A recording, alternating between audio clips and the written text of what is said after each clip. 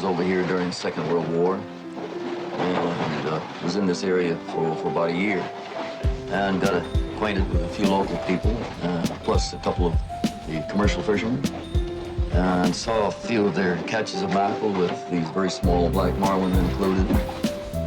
And with stories that they had told me, pretty well looked like chances for some big blacks out here.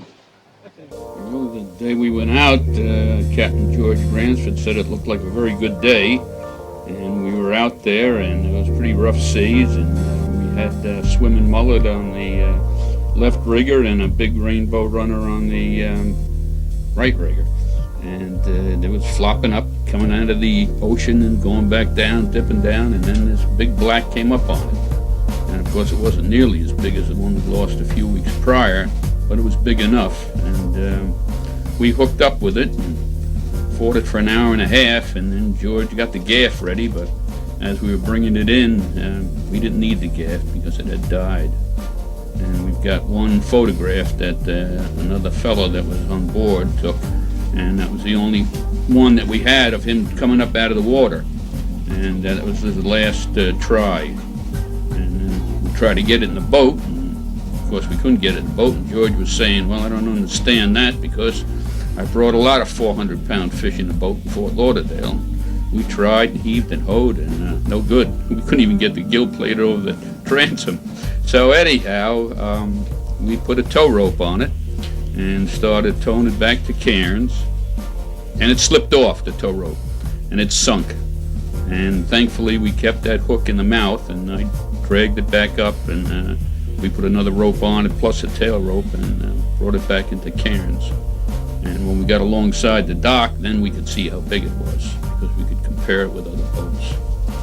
As we were trying to get it up the jetty, the rope split the stomach and some big tuna fell out, and so we lost quite a few pounds there. And then someone with a little motorboat brought it in and drug it up on the sand beach that used to be out here, and now it's 20 feet of water. And then they jacked it up on a flatbed truck, and we took it to an ice house, and we put it in the freezer. And then Phil Starr said, well, we can't leave it in the freezer because it's bent, and we'll never get it back out in the morning. So we drugged the fish back out again and took it outside and put some bags of crushed ice on it and left it overnight. Next morning we came and we loaded it up on a big plank and paraded it around the streets of Cairns, and then on the way to the railway station, which is the only scale big enough. And we put it on a scale, and the first time he called out 1,064 pounds. I didn't believe it. I told George, tell him to weigh it again. And they weighed it again, and it was 1,064. I don't know what to say. I still don't know what to say. It was fantastic, you know. And because we were thinking it was going to be an Australian record, because I had a book and I was looking at it, and I think it was 401 pounds at the time on 80, and George said, well, I think we got that beat. So, of course, we had that way beat.